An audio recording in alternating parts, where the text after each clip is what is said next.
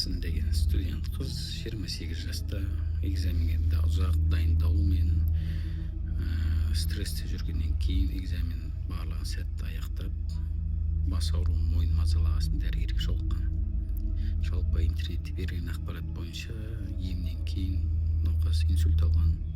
Бұл жерде мойын артерияларының омыртқа артерияларының жайған зақымдану болған дейді.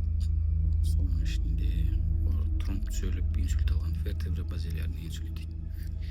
Әрине бұл пост негізі мойын бұрағыштарға, мойын бұратқыдан жақсы көретін жандарға арналады. Мынандай интернет толып тұр қазір.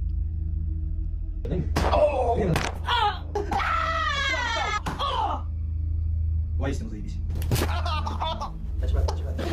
Мынандай ем ол әсерсіз қалмайды. Бұл ауыр жағдайға апаруы мүмкін. Сондықтан да мойынға жақындағанда сақ болу қажет.